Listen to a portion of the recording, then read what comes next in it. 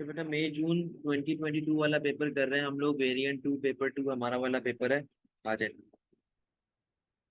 Titanic Toys TT is a large manufacturer of toys based in country Y. It is a public limited company. तो बेटा public limited से जितनी भी बातें हैं, शेयर्स हो गई, लिमिटेड लायबिलिटी हो गई, और सेपरेट लीगल एंटिटी हो गई, ठीक है, ये सारी बातें आपके जहन में आनी चाहिए। And has been trading for 20 years. 20 साल से काम कर रहा है, यानी कि इसका एक नाम बना हुआ होगा और इसका जो है वो एक प्रॉपर उसका निज़ाम चल रहा होगा। TT's products are design for children up to age of 5। यानी कि इसने यहाँ पे एक नीश मार्केट क्रिएट की हुई है। ठीक है, एक नीश मार्केट क्रिएट की हुई है। बोलता है कि मैं 5 साल से कम ज्यादा के बच्चों के लिए खिलौने नहीं बनाऊंगा। बोलता है TT has benefited from economies of scale as it has grown. Economies of scale से ये बेनिफिट कर रहा है, इसकी कॉस्ट कम पड़ती है इसको। जब इसकी कॉस्ट कम पड़ती है, इसका आउटपुट वगैरह बढ़ना स्टार्ट हो जाता है और ओवरऑल इसको बेनिफिट मिल रहा होता है। ठीक है। The company has been able to buy specialist new equipment for the flow production line in its factory। अच्छा, ये भाई फ्लो प्रोडक्शन यूज कर रहा है। ये फ्लो प्रोडक्शन यूज कर रहा है, यानी कि कंटिन्यूअस बेसिस के ऊपर ये काम कर रहा होगा। बोलता है आगे TT's factory uses lean production method such as kaizen, just in time inventory control. तो काइजेन जेआईटी वगैरह यूज करता है। All of its employees are well motivated and few leave each year. यानी कि बहुत कम लोग इसको छोड़ के जाते हैं, और इसका जो एम्प्लॉय टर्नओवर है वो काफी कम है। एम्प्लॉय टर्नओवर जो है वो काफी कम है। आगे आओ। The company provides training for employees in all departments of the business whenever there are any changes such as introducing new equipment or new products। बोलता है कि हमारे पास जो है ना नए प्रोडक्ट होते हैं और नए इक्विपमेंट हमारे पास आ रहा होता है, और हम लोग जो है हर साल एम्प्लॉय को ट्रेन करते हैं, यानी कि वो मोटिवेटेड रखते हैं, अपने एम्प्लॉयज को मोटिवेट करते हैं, और ओवरऑल जो है वो इसको इस तरह के फायदे मिल रहे होते हैं। सर जिस तरह आप लिखते हैं केस स्टडी पे, जी जी आप लिख सकते हो बेटा, पेंसिल से आप लिखोगे और आप पेंसिल से लिख सकते हो। आगे बोलता है currently TT only sells, currently TT only sells. बोलता है भाई कि करंटली नजर आ रहा है सही से। Currently, TT only sells its products in country Y, but it plans to expand into country Z and become a multinational company। बोलता है कि हम लोग कंट्री जेड की तरफ जा रहे हैं और हम लोग मल्टानेशनल कंपनी बनना चाह रहे हैं। पहले हम लोग सिर्फ कंट्री वाई में ऑपरेट कर रहे थे, अब हम लोग कंट्री जेड की तरफ भी जा रहे हैं, मल्टानेशनल बनने की कोशिश कर रहे हैं। TT could buy a toy manufacturer located in country Z और build its own factory there। बोलता है कि यार या तो मैं किसी मैन्युफैक्चरर से काम कर लूं, या फिर मैं अपनी फैक्ट्री खुद डाल लूं वहां पे। The government of country Z will need to give permission for TT to build a new factory. Either option will cost $10 million। The director are worried about liquidity as TT expands। बोलता है कि यार हम लोग जो है government से permission ले सकते हैं, लेनी पड़ेगी कंट्री जेड में हमें ऑपरेट करने के लिए, लेकिन हमें $10 मिलियन का जो है वो करना पड़ेगा, और हमारे पास लिक्विडिटी पहले से प्रॉब्लम चल। सही है। TT has developed a new toy for children under 5। The toy is soft, easy to hold doll which speaks 4 different languages। अच्छा, एक इन्होंने गुड़िया बनाई है जो कि 4 डिफरेंट लैंग्वेजेस बोल सकती है, सॉफ्ट है और इजी टू होल्ड है। The marketing director thinks this new toy will help TT expand into country Z as there are no other products like it in that country। यानी कि वो एक यूनिक सेलिंग पॉइंट क्रिएट कर रहा है। ठीक है, एक यूनिक सेलिंग पॉइंट क्रिएट कर रहा है। TT is recruiting a new marketing manager for country Z। Details of the shortlisted applicants are in Appendix 3। The marketing department has already carried out market research in country Z and some results are shown in Appendix 1। जी हर question आपने case study से link करना है, बंद कर इसको। आगे हैं। Appendix 1, market research result for country Z. आपके पास बेटा मार्केट रिसर्च के रिजल्ट्स गिवन है। अब यहाँ पे देखो, बोलता है कि एज स्ट्रक्चर आपके पास क्या है, आपकी जो मार्केट है वो क्या है, 5 साल से कम के बच्चे, यानी कि आपके लिए सिर्फ 10% लोग हैं जिनको आप टारगेट कर सकते हो कंट्री जेड के अंदर। ठीक है। Unemployment rate over the years increase होता जा रहा है, आप खुद देखो वो इस तरीके से इंक्रीज होता जा रहा है, तो ओवर द इयर्स आपका अनएम्प्लॉयमेंट रेट बढ़ता जा रहा है। डिस्ट्रीब्यूशन चैनल फॉर टॉयज, सबसे पहले लिखा हुआ है टॉय शॉप। टॉय शॉप में 70% आपके खिलौने बिकते हैं, ऑनलाइन 20% आपके खिलौने बिकते हैं। और अदर स्टोर्स कौन से हो गए, इस तरह नाहीद हो गया, स्पोर्ट्स की दुकानें हो गई, छोटी मोटी दुकानें हो गई, यहाँ पे 10% आपका खिलौना बिकता है। सही है, अब आगे आओ। आगे बोलता है market share of existing toy companies, company A का 34% है, यानी कि कंपनी सी का 33% है, कंपनी बी का 33% है।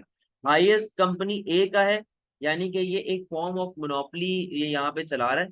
लेकिन अगर मैं यहाँ पे एक बात करूं, अगर मैं यहाँ पे एक बात करूं, तो अपने पास ये सीन है कि देखो सिर्फ 1% से ऊपर है। तो 1% से ऊपर होना कोई ऐसा जितनी कोई बड़ी बात नहीं है कंपनी ए के लिए। अच्छा जी, आगे अपने पास लिखा हुआ है extract from TT statement of financial position 21 and 22। आपके पास बेटा स्टेटमेंट ऑफ फाइनेंशियल पोजीशन बना के दी हुई है। यहाँ पे आपके पास नॉन करंट एसेट नहीं है, आपके पास सीधे सीधे से करंट एसेट गिवन है। ठीक है, आपके पास करंट लायबिलिटी गिवन है। अच्छा, और आपके पास लोन के बारे में बात गिवन है जी। हाँ, नॉन करंट लायबिलिटी गिवन है, यानी कि आपके पास शेयर होल्डर इक्विटी गिवन है, लोन वगैरह गिवन है, तो ये चीजें आपको यहाँ पे अवेलेबल हैं।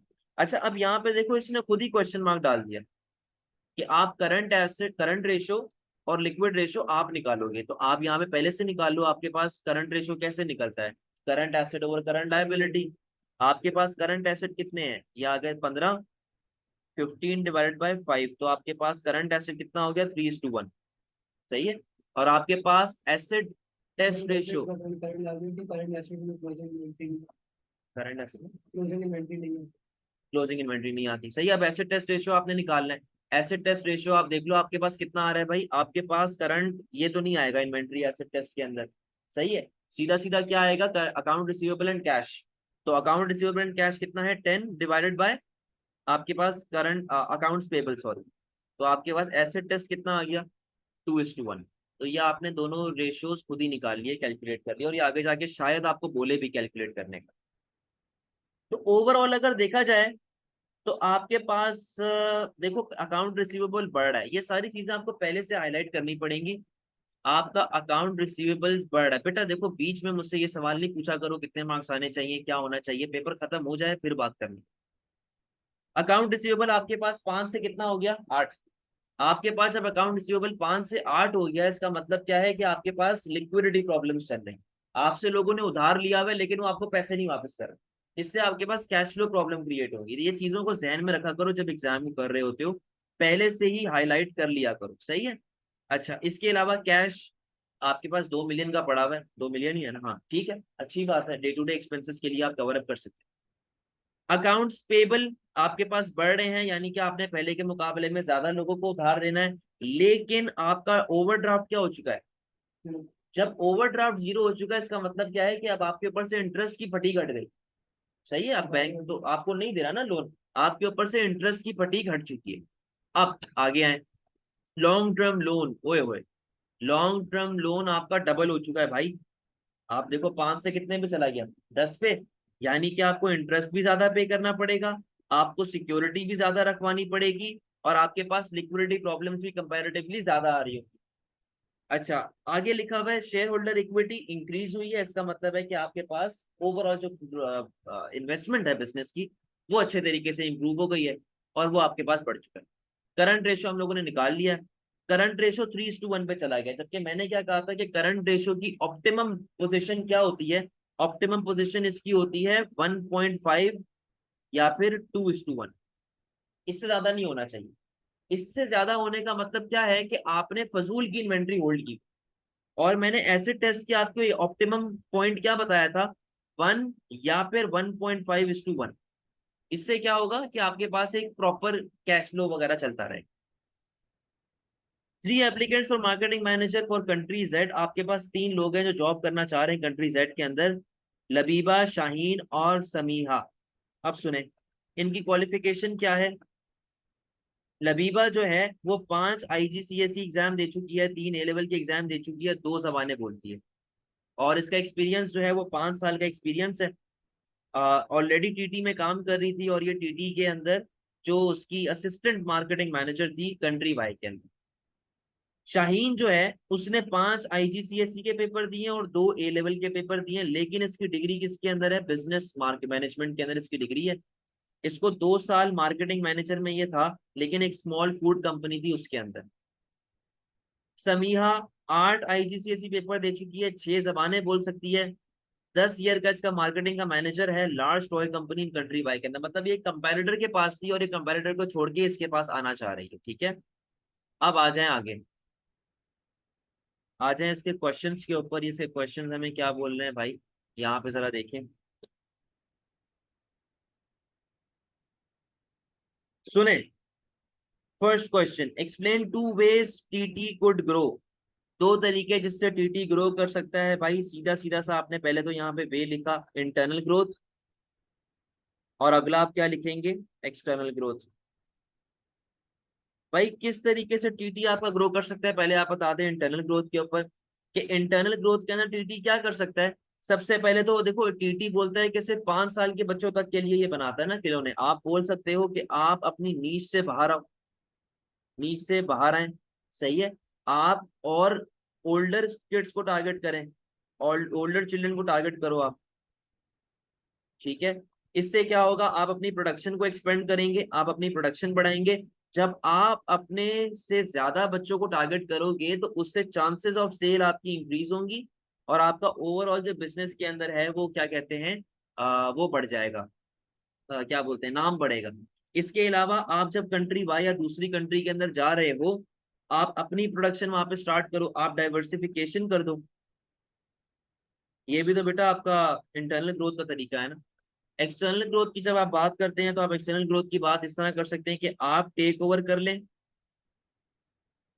या आप मर्ज कर लें किसी दूसरे बिजनेस के साथ, किसी दूसरे मैन्युफैक्चरर के साथ। सही है, आपने टेक ओवर कर लिया, मर्ज कर लिया किसी दूसरे मैन्युफैक्चरर्स को। अच्छा, अब इससे आपके पास क्या होगा, आप यहाँ पे जो है वो ऑलरेडी एक एग्जिस्टिंग बिजनेस को टेक ओवर कर रहे हो, तो उसके कस्टमर भी आपके पास उठ के आ जाएंगे और ओवरऑल आपकी सेल्स इंक्रीज होंगी। आप यहाँ पे ज्वाइंट वेंचर की बात कर सकते हो, ठीक है। आप यहाँ पे मर्जर वगैरह की बात कर सकते हो, आप लाइसेंस वगैरह की बात कर सकते हो, ठीक है। आगे आए,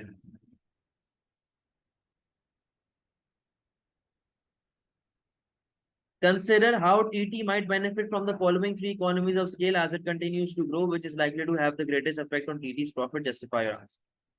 बेटा उसने आपको 3 दे दी हैं चीजें, परचेजिंग इकोनॉमीज, टेक्निकल इकोनॉमीज और फाइनेंशियल इकोनॉमीज। तो उसने बोला कि भाई आप हमें ये बात बताओ कि हमारे लिए बेस्ट कौन सी है और कौन हमें सबसे ज्यादा बेनिफिट देगी। तो पहले तो आपने परचेजिंग इकोनॉमीज के बारे में बताना है कि वो आपको बल्क डिस्काउंट्स के ऊपर आपको मिलती है, ठीक है।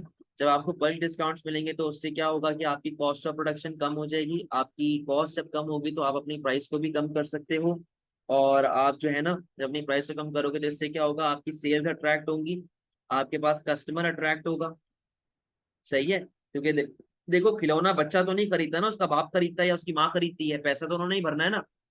जब आपकी प्राइस कम होगी तो पेरेंट्स को भी इतना ज्यादा मसला नहीं होगा खिलौने परचेज करने में, ठीक है। तो इस तरह के नाम लेते रहो, पेरेंट्स ले लो, चिल्ड्रन ले लो, छोटे बच्चे ले लो, ठीक है। अच्छा, इससे आपका ओवरऑल रेवेन्यू बढ़ेगा और आपकी ओवरऑल कॉस्ट पर यूनिट जो है कम होगा, जिससे फर्दर आपका नेट प्रॉफिट मार्जिन और आपका जीपी मार्जिन जो है वो इंक्रीज हो। दूसरा आता है टेक्निकल इकोनॉमीज। टेक्निकल इकोनॉमीज के अंदर आप बेटा मशीन्स यूज करते हो, ठीक है। आप जब मशीन्स यूज करोगे तो इससे आपको भाई बेनिफिट ये होगा कि आपकी क्वालिटी एक प्रॉपर क्वालिटी रहेगी, आपकी क्वालिटी इंप्रूव होती रहेगी। कभी भी आपकी क्वालिटी ऐसा नहीं होगी यार वर्कर बीमार है तो काम नहीं होगा, तो मशीन मशीन काम कर रही है ना, तो आपकी क्वालिटी अच्छी होगी, ठीक है। इसके अलावा वेस्टेज कम होगी जबरदस्त, आपके पास चांसेस ऑफ मिस्टेक्स कम होंगी। हाँ, चांसेस ऑफ मिस्टेक्स वगैरह जो है ये आपके पास कम होगी। तो भाई आप इस तरह की बात कर सकते हैं, एफिशिएंसी बहुत अच्छा पॉइंट है, एफिशिएंसी इंक्रीज होगी, आपकी स्पीड इंक्रीज होगी, आपका प्रोडक्शन जल्दी से बढ़ेगी। यानी कि जब सीजन, अब आप बोल सकते हो क्रिसमस, क्रिसमस में बच्चों को आप गिफ्ट देते हो, क्रिसमस के सीजन में आपने प्रोडक्शन अच्छी खासी बढ़ा दी है, तो ओवरऑल आपके पास तो सेल्स इंक्रीज होंगी ना। लास्ट बेटा आपके पास लिखा हुआ है फाइनेंशियल इकोनॉमीज। अब फाइनेंशियल के अंदर आप कह सकते हैं कि भाई आप रेस करते हैं कैपिटल को। अब जिस तरह ये कंट्री वाई के अंदर एक्सपेंड करना चाह रहा है तो जाहिर है इसको फाइनेंस चाहिए होगा ना, इसको पैसा चाहिए होगा। अब जब ये कंट्री वाई के अंदर एक्सपेंड करना चाह रहा है तो ये लोन आसानी से उठा सकता है, ये शेयर आसानी से बेच सकता है, ठीक है, तो इसके पास फौरन से पैसा जमा होना स्टार्ट हो जाएगा। और इसको जब, क्योंकि अभी कंट्री वाई के अंदर इसने क्या बोला कि इसको 10 मिलियन का लोन चाहिए, मतलब 10 मिलियन की इन्वेस्टमेंट चाहिए। सही है, 10 मिलियन की इन्वेस्टमेंट चाहिए ना। फॉर एग्जाम्पल, अगर आप बैंक से इतना बड़ा लोन लेते हो तो आप बैंक को घुटनों पे ला सकते हो कि भाई मैं सिर्फ इतना ही इंटरेस्ट पे कर सकता हूँ, इससे ज्यादा नहीं कर सकता। तो आपकी बार्गेनिंग पावर जो होती है वो स्ट्रांग हो जाती बड़े लोग, है। बड़े लोग क्या बड़े में होता है? सर इतना बड़ा लोन लिया तो ये हाँ, काफी बैंक का ज्यादा हो ज्यादा होगी ना इसके पास, क्योंकि भाई वो बैंक से 10 मिलियन का उसको काम भी तो दे रहा है। 10 मिलियन का काम दे रहा है भाई, छोटी अमाउंट तो नहीं है ना। तो अगर वो 10 मिलियन का काम देगा तो वो बोलेगा ना कि यार मैं आपको 10% इंटरेस्ट नहीं दे सकता, मुझे 6% करके दो या 7% करके दो। तो इस तरह से आप उसको बार्गेनिंग कर सकते हैं। अब आ जाए जी कंक्लूजन। कंक्लूजन, आपकी मर्जी है बेटा, आपने किसकी भी साइड पे जाना है, आपकी मर्जी है। अब मैं आपकी जगह पे होऊंगा तो मैं किसकी साइड पे जाता, मैं ज्यादा टेक्निकल की साइड पे फॉर एग्जाम्पल। क्योंकि अब मैं टेक्निकल की साइड पे जा रहा हूं ना, तो मुझे टेक्निकल का एक एडवांटेज और बाकी जो दो हैं, कौन कौन सा, फाइनेंशियल और परचेजिंग, इन दो का मुझे एक एक डिसएडवांटेज लिखना होगा। मैं क्या लिख सकता हूँ भाई, उसके अंदर टेक्निकल के अंदर एक एडवांटेज मैं बचा लूंगा।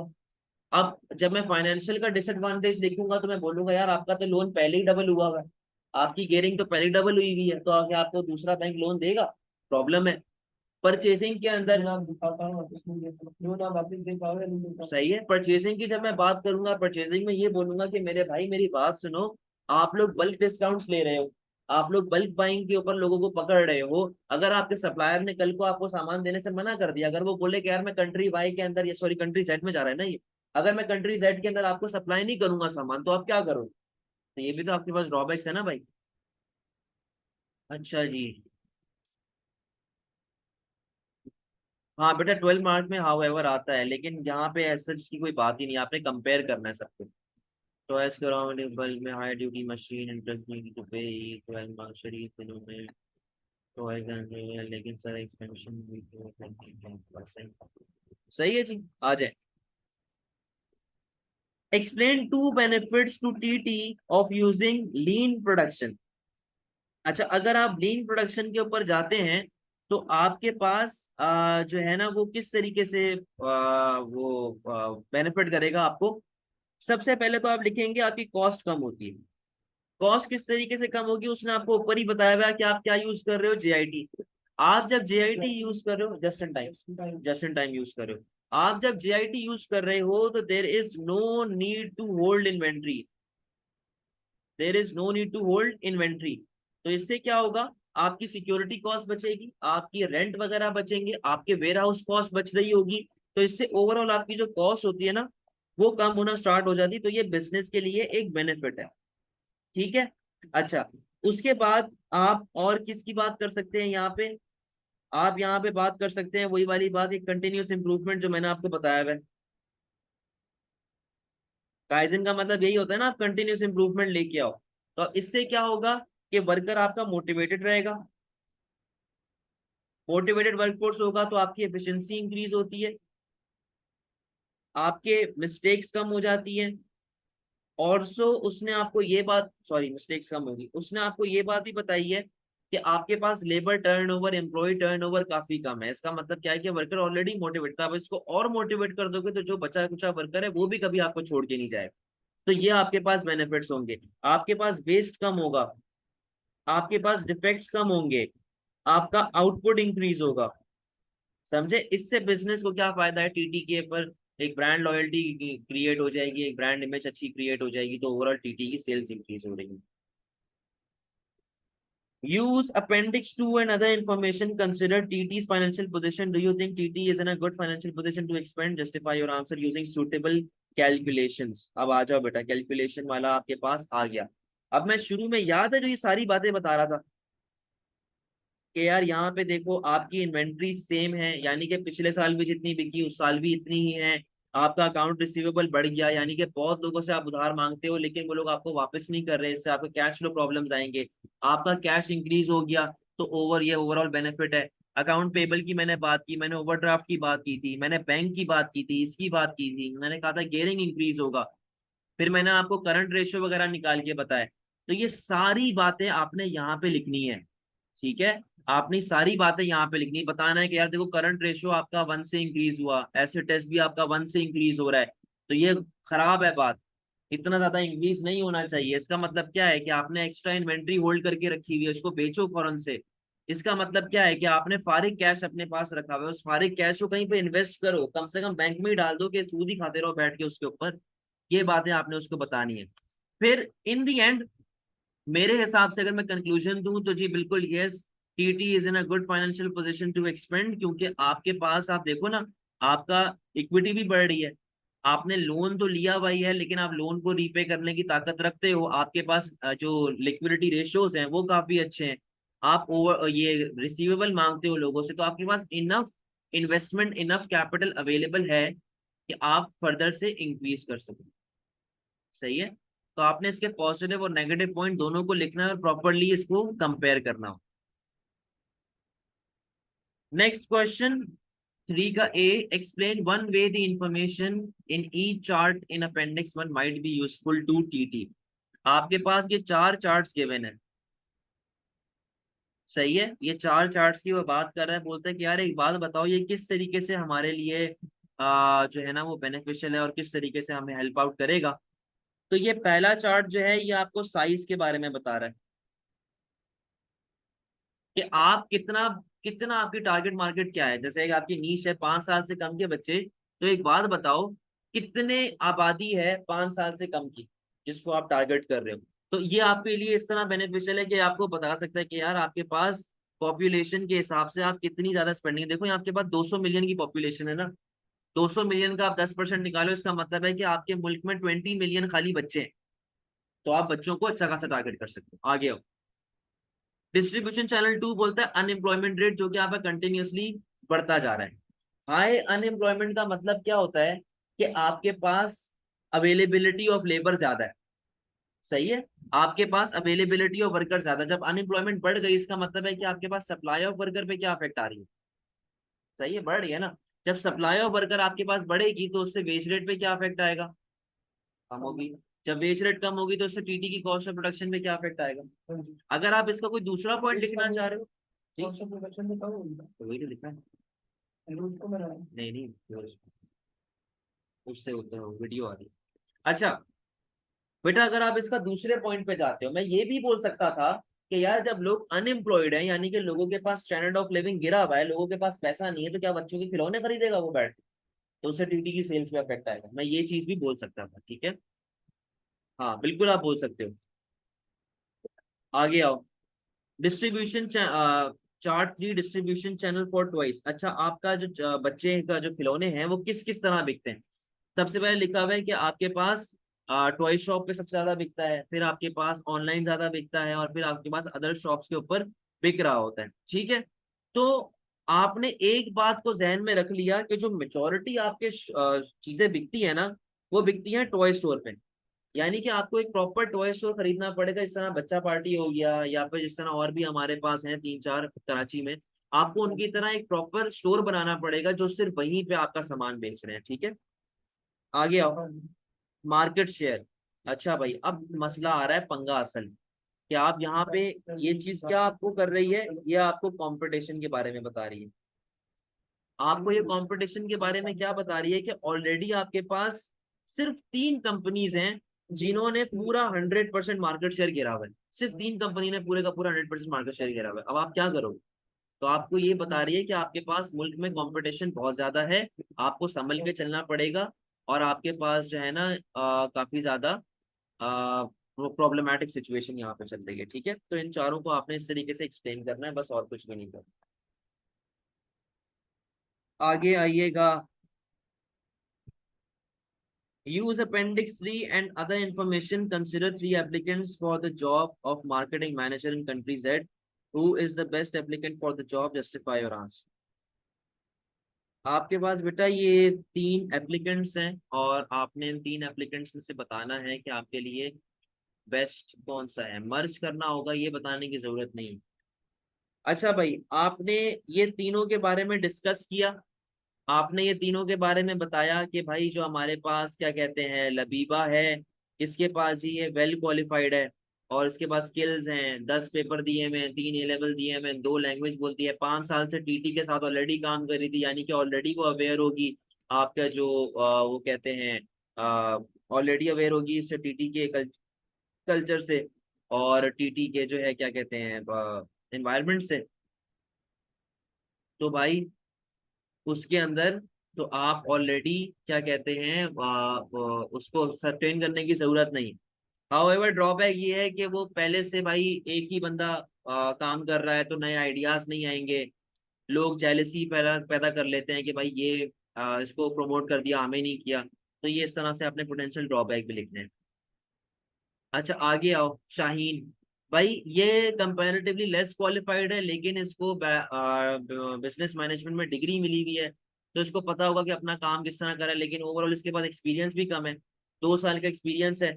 स्मॉल फूड कंपनी में काम करता था। स्मॉल फूड कंपनी में काम करने का मतलब कि क्या पता इसके पास इतना ज्यादा कोई रिस्क टेकर ना हो, इतना ज्यादा ये टेक्निकल ना हो, इतना ज्यादा ये अच्छे तरीके से डिसीजन ना ले रहा हो, तो एक्सपीरियंस बहुत कम है। यहाँ पे आपने ड्रॉबैक लिखना है। समीरा ए लेवल इसने नहीं किया हुआ लेकिन 6 जबानें बोलती हैं, 10 साल से मार्केट में काम कर रही है, यानी कि इसके पास ओवरऑल एक्सपीरियंस बहुत ज्यादा है और ऑलरेडी ये कस्टमर इंटरेक्शन में इंटरेक्शन अच्छा है। कस्टमर इंटरेक्शन अच्छा होगा क्योंकि 10 साल से ये काम कर रही है और ऑलरेडी ये किसी दूसरी कंपनी में काम कर रही थी तो इसको ऑलरेडी कंट्री जेड के आइडिया होगा, लॉज एंड रूल्स के बारे में। इसको कंट्री जेड नहीं है, सॉरी कंट्री वाई में थी, सॉरी कंट्री वाई में थी। तो आप ये बोलेंगे कि यार क्योंकि ये 10 साल से काम करी कंपैरेटर से रिलेटेड तो ये उनकी बातें भी टीटी को बता सकती है और टीटी उससे फायदा उठा सकता है। हाउ एवर हमारे पास इन दी एंड प्रॉब्लम तो वही है ना कि हमारे पास कंट्री जेड में हम लोग जा रहे हैं और समीहा को हम लोग कंट्री जेड भेज रहे हैं। तो क्या ये कंट्री जेड में काम करने के लिए रेडी होगी? क्या ये वहां पे शिफ्ट होने के लिए रेडी होगी? ये एक प्रॉब्लम है। दूसरी बात, ये बहुत कम क्वालिफाइड है। इन तीनों में से सबसे कम क्वालिफिकेशन इसी की है, लोएस्ट क्वालिफिकेशन इसी की है। तो भाई जब इसकी लोएस्ट क्वालिफिकेशन है तो आपको इसको किस बेसिस के ऊपर नौकरी दे रहे हो? ठीक है, तो ये बातें आपने यहाँ पे बताना है। आप इन दी एंड कंक्लूजन आपकी मर्जी है, आप जिसके ऊपर भी जाना चाहो आप जा सकते हो। इसका आप क्या बेनिफिट दे सकते हो कि ये ऑलरेडी आपके कल्चर से अवेयर है तो इसको ट्रेन करने की जरूरत नहीं पड़ेगी, इन दोनों को ट्रेनिंग रिक्वायर्ड होगी। शाहीन के अगर आप फेवर में जा रहे हो तो ये ऑलरेडी कंट्री जेड में ऑपरेट कर रहा था तो ये बेनिफिट्स और कंट्रीज के लॉस वगैरह को पहले से जानता है तो ये इसको वो बेनिफिट दे सकता है जो लबीबा और समीहा नहीं दे सकती। अगर समीहा आती है, समीहा के पास एक्सपीरियंस सबसे ज्यादा है, उसको सिचुएशन के साथ डील करना आता है, प्रॉब्लम के साथ डील करना आता है, तो समीहा इस हिसाब से बेस्ट है। सही है, तो आप तीनों में से किसी के भी बारे में बात कर सकते हो।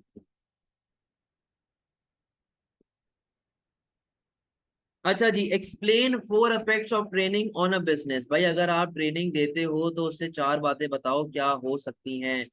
भाई ये तो बहुत ही आसान सा सवाल है आपके पास। भाई आपके पास मोटिवेशन इंक्रीज हो सकती है, आपके पास आउटपुट इंक्रीज हो सकता है, आपके पास कॉस्ट कम हो सकती है, ठीक है, आपके पास क्या बोलते हैं fewer few labour will leave the business, यानी कि एम्प्लॉय टर्नओवर जो है वो आपके पास कम हो जाएगा। अब इसको आपने एक्सप्लेन कैसे करना है? मोटिवेशन बढ़ेगी। जब आपके पास ट्रेनिंग आती है वर्कर मोटिवेटेड रहता है, अच्छा काम करता है, अपनी क्वालिटी ऑफ वर्क को इम्प्रूव करता है, ठीक है। आउटपुट बढ़ेगा। जब क्वालिटी ऑफ वर्क इंप्रूव होगी तो इससे आपके पास आउटपुट इंक्रीज हो रहा होगा, आपके पास वो और बेहतर तरीके से काम करेंगे, मेहनत करेंगे, आपकी प्रोडक्शन बढ़ेगी। कॉस्ट किस तरह कम होगी? आपके पास वेस्टेज कम होगी, आपके पास एफिशिएंसी इंक्रीज होगी, तो ओवरऑल आपकी जो कॉस्ट है वो लोअर साइड के ऊपर जा रही होगी। फ्यू लेबर विल लीव, जब आपका वर्कर मोटिवेटेड रहेगा तो उसके पास और कोई रीजन ही नहीं होगा आपको छोड़ने का। आप उसको खुश रख रहे हो ना, तो आपके पास कोई रीजन ही नहीं है आपको छोड़ने का। आपके पास एम्प्लॉय टर्नओवर पे क्या इफेक्ट आएगा? कम होना स्टार्ट हो जाएगा। समझ में आती है बात? बेटा उसने हाँ ट्रेनिंग कॉस्ट बता दो। अफेक्ट का मतलब क्या है? पॉजिटिव भी बता सकते हो, नेगेटिव भी बता सकते हो। ट्रेनिंग कॉस्ट बता दो, कोई मसले वाली बात है। टाइम पीरियड बता दो कि भाई टाइम लगेगा, उस टाइम पे कोई प्रोडक्शन नहीं होगी, ये बात आप बता दो। आगे, consider the benefits and drawbacks to country Z. If TT builds a factory there, do you think the government of country Z should allow TT to build this factory? Justify your answer. बोलता है कि भाई consider करो benefits and drawbacks country जी के लिए, अगर TT वहां पे फैक्ट्री बनाता है तो आपको क्या लगता है कि टीटी को वहां पे फैक्ट्री की इजाजत मिलनी चाहिए या नहीं मिलनी चाहिए? तो यहाँ पे बेटा बेसिक एमएनसीज के एडवांटेजेस, कि आपके मुल्क में एम्प्लॉयमेंट बढ़ेगी, गवर्नमेंट को टैक्स मिलेगा, आपका एक्सपोर्ट रेवेन्यू इंक्रीज होगा, आपके मुल्क में इकोनॉमिक ग्रोथ आ रही होगी। सही है, ये वही बेसिक से एमएनसीज के एडवांटेजेस जो आप लोग लिखते हुए आए हो, जो आप लोग पढ़ते हुए आए हो, लेकिन आपको इनके एक्सप्लेन भी करना है। एक्सप्लेन आप वही ना कि आपके पास भाई इन्वेस्टमेंट वगैरह आ रही है, फैक्ट्री सेट हो रही है, जीडीपी आपका इंप्रूव हो रहा है, आपका इकोनॉमिक ग्रोथ बढ़ रहा है, ठीक है। ड्रॉबैक क्या है, होस्ट कंट्री के रिसोर्सेज आपकी यूज होंगी, और कंट्री जेड जो है अगर ये काफी बड़ी आगे जाके ग्रो कर जाती है, अगर ये ग्रो कर जाती है आगे जाके, तो ये मैनिपुलेट कर सकती है गवर्नमेंट को कि हमारा टैक्स रेट कम करो, हम बंद कर देंगे, ये कर देंगे, वो कर देंगे, ठीक है। जितनी भी बेटा अनस्किल्ड जॉब है वो कंट्री जेड को मिलेंगी, जितनी भी हाईली स्किल्ड जॉब्स हैं वो तो अपने लोकल बंदे को देंगे ना। Highly skilled job to country Y worker, सही है। अच्छा, फिर भाई हमारे पास पोल्यूशन की आप बात कर सकते हो, आप जो है लोकल कंपटीशन की बात कर सकते हो। कंक्लूजन, हाँ जी कर देना चाहिए, क्योंकि आपके मुल्क में पहले ही अनएम्प्लॉयमेंट काफी ज्यादा है, तो उससे क्या होगा कि जब एमएनसी यहाँ पे क्रिएट होगी तो फिर लोग जॉब्स की तरफ आएंगे, और आपको जो है वो ओवरऑल जॉब्स यहाँ पे आपके मुल्क में क्रिएट होंगी, तो आप इसकी बात कर सकते हैं। अगर अगेंस्ट में जा रहे हैं तो भाई नहीं आने दो। हाँ तो आप अगेंस्ट में लिख दो, सनराइज और सनसेट की अगर आप बात कर रहे हैं तो। बेटा सारे वर्कर साथ नहीं लेके आएगी, सिर्फ जो स्किल्ड वर्कर है ना, जैसे कि इंजीनियर वगैरह हो गए, वो अपने साथ लेके आएगी, बाकी जो चंडू वर्कर है ना, जो मजदूर होते हैं, वो यहाँ पे कंट्री सेट के चले। समझ में आ गई ये बात।